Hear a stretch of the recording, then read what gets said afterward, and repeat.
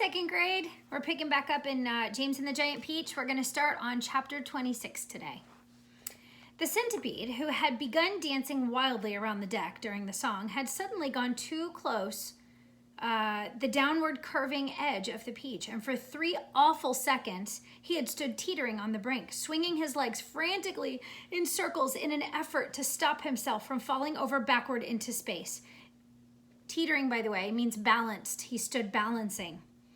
But before anyone could reach him, down he went. He gave a shriek of terror as he fell, and the others, rushing to the side and peering over, saw his poor long body tumbling over and over through the air, getting smaller and smaller until it was out of sight.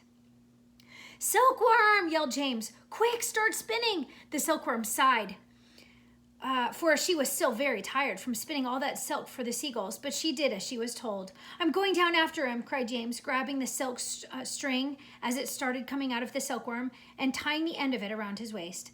"The rest of you, hold on to the silkworm so I don't pull her over with me. And please, later on, when you feel 3 tugs on the string, tug, tug, tug, start hauling us up again."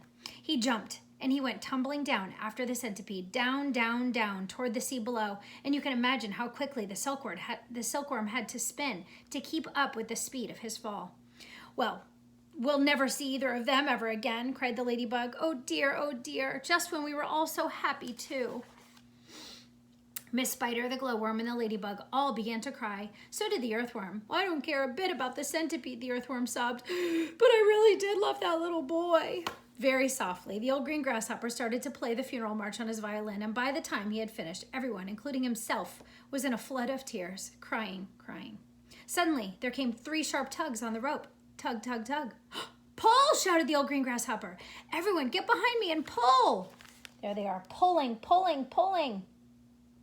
Hopefully, James and the centipede up. There was about a mile of string to be hauled in, but they all worked like mad, and in the end, over the side of the peach, there appeared a dripping wet James with a dripping wet centipede clinging to him tightly with all 42 of his legs. "Yay! He saved me," said the centipede. "He swam round in the middle of the Atlantic Ocean until he found me." "My dear boy," the old green grasshopper said, patting James on the back, "I do congratulate you." "My boots!" cried the centipede. "Just look at my precious boots. They are ruined by the water." "Oh, be quiet," the earthworm said. "You are lucky to be alive." "Are we still going up and up?" asked James. "We certainly are," answered the old green grasshopper, "and it's beginning to get dark." "I know, it will soon be night. Why don't we all go down below and keep warm until tomorrow morning?" Miss Spider suggested. "No," the old green grasshopper said. "I think that would be very unwise. I think it would be safer if we all stay up here through the night to keep watch. Then, if anything happens, we shall anyway be ready for it." Chapter 27.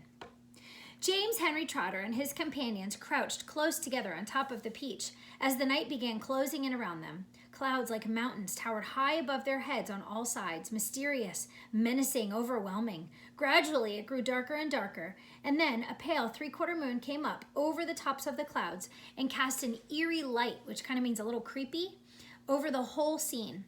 The giant peach swayed gently from side to side as it floated along, and the hundreds of silky white strings going upward from its stem were beautiful in the moonlight, 502 to be exact. But also there was a great flock of seagulls overhead. There was not a single sound anywhere. Traveling upon the peach was not in the least like traveling in an airplane. The airplane comes clattering and roaring through the sky, and whatever might be lurking secretly up there in the great cloud mountains goes running for cover as at its approach. That is why people who travel in airplanes never see anything up in the sky. But the peach, yes, the peach was a soft, stealthy traveler, silent, smooth, making no noise at all as it floated along, and several times during the long silent night ride, high up over the middle of the ocean in the moonlight, James and his friends saw things that no one had ever seen before. Once, as they drifted silently past a massive white cloud, they saw on top of it a group of strange, tall, wispy-looking things that were about twice the height of ordinary men.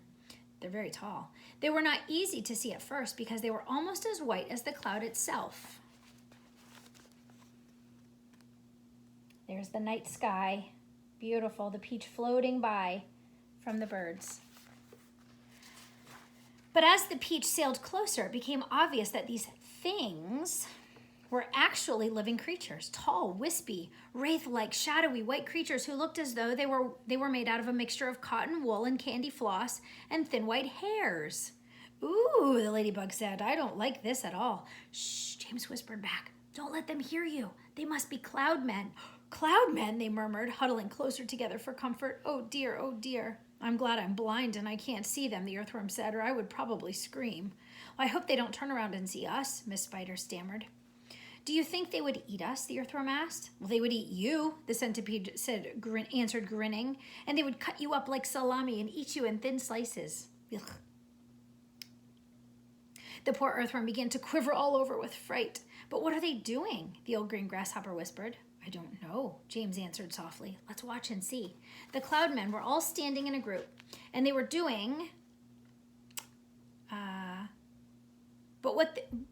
What are they doing? Old green grasshopper, I don't know. Let's watch and see. The cloud men were all standing in a group, and they were doing something peculiar with their hands. Strange. Peculiar means strange. First, they would reach out, all of them at once, and grab handfuls of clouds, and then they would roll these handfuls of cloud in their fingers until they turned into what looked like large white marbles. And then they would toss the marbles to one side and quickly grab more bits of cloud and start all over again.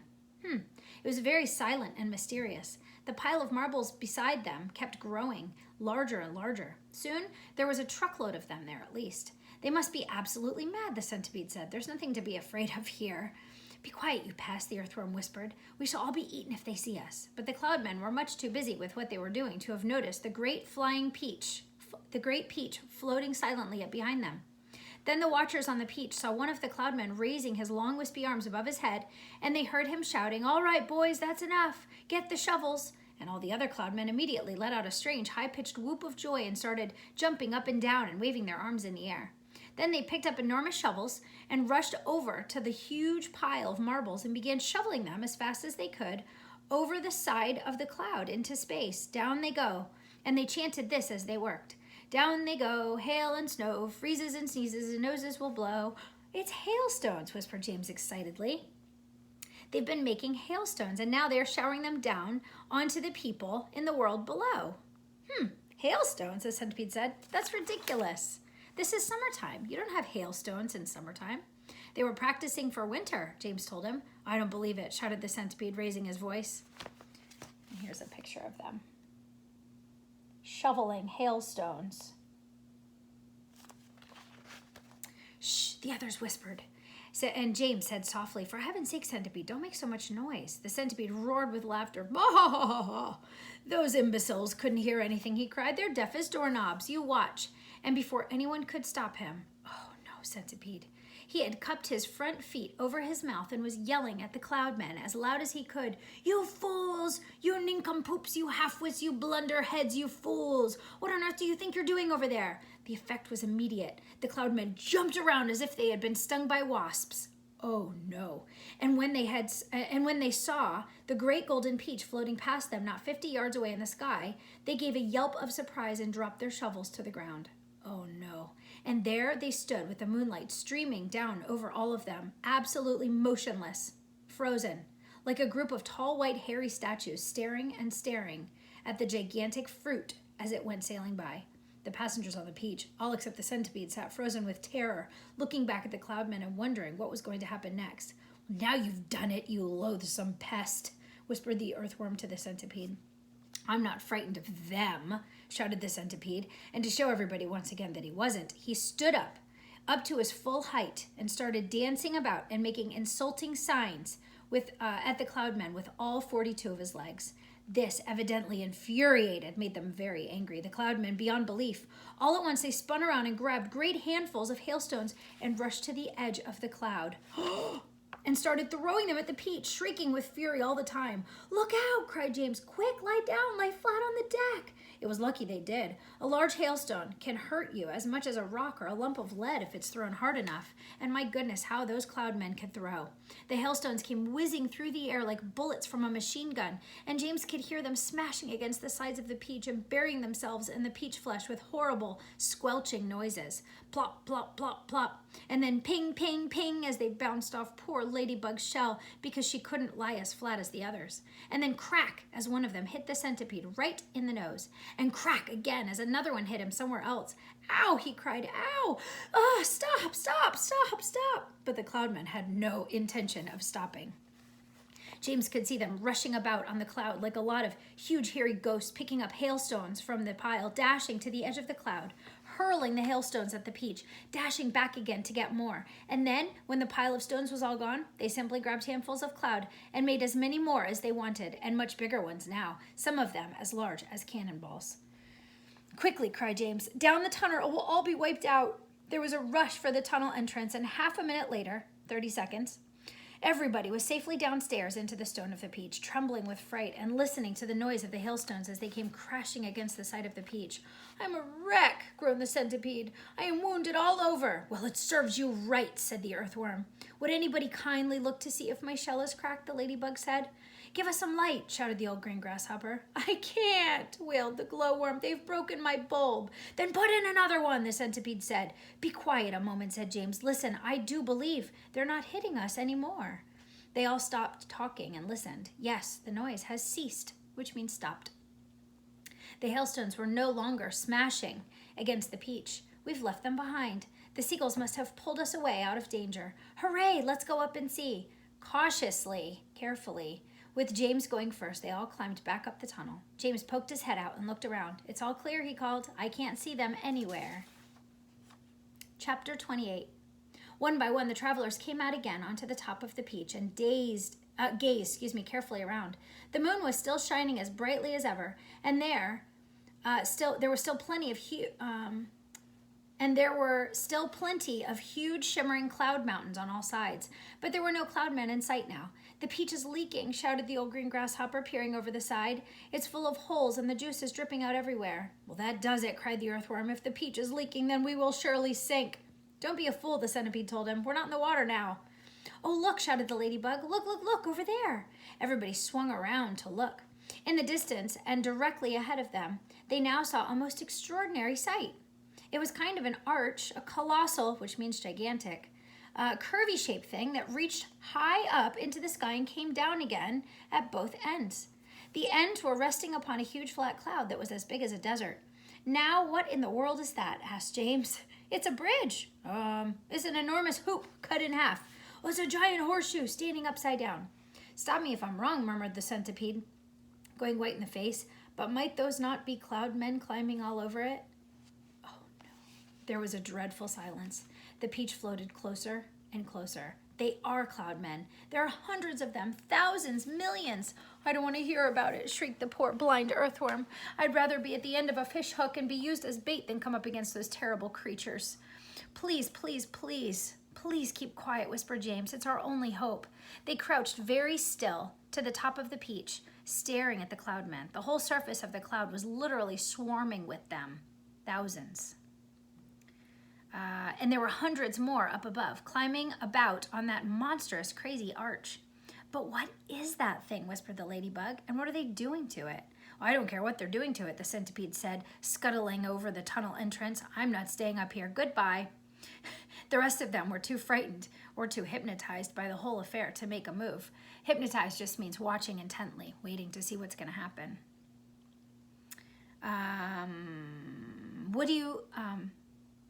Oh, do you know what? James whispered. What? They said. What? That enormous arch. They seem to be painting it. They've got pots of paint and big brushes. Look, look. And he was quite right. The travelers were close enough now that they could see that's exactly what the cloudmen were doing. They had huge brushes in their hands, and they were splashing the paint onto the great curvy arch in a frenzy of speed, so fast, in fact, that in a few minutes the whole arch became covered with the most glorious colors, reds, blues, greens, yellows, and purples.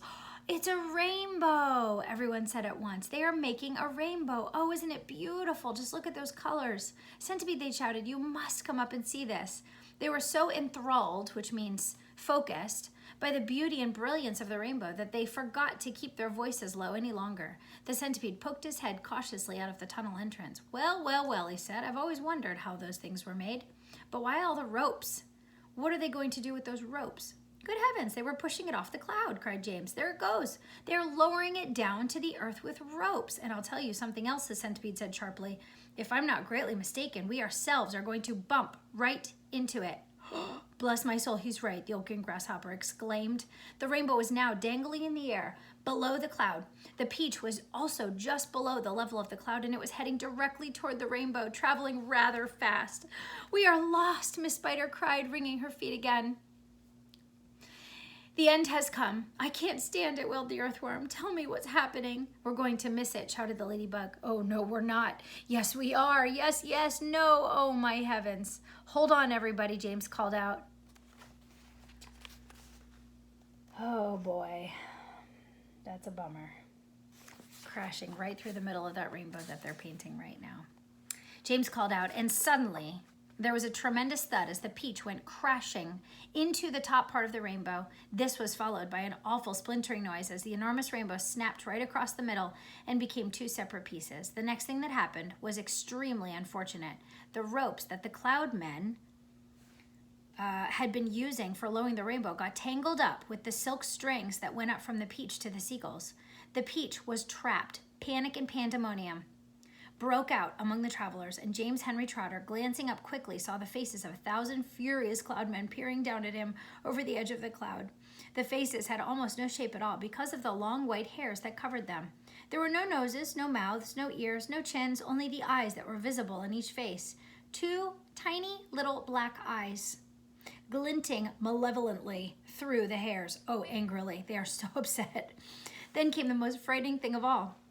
One cloudman, a huge hairy creature who must have been 14 feet tall at least, suddenly stood up and made a tremendous leap off the side of the cloud, trying to get to one of the silk strings above the peach. James and his friends saw him go flying through the air above them, his arms outstretched in front of him, reaching for the nearest string, and then they saw him grab it and cling to it with his hands and legs.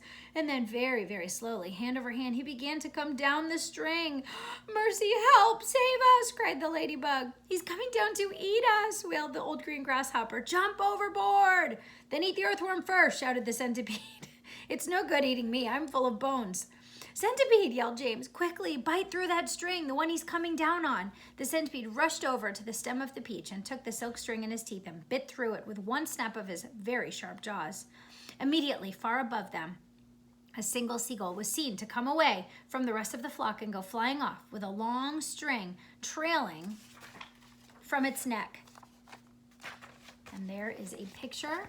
And just a reminder, these cloudmen are long, hairy, cotton, wispy things, and all you can see on their faces is their tiny, little, round, black eyes. That's important to remember.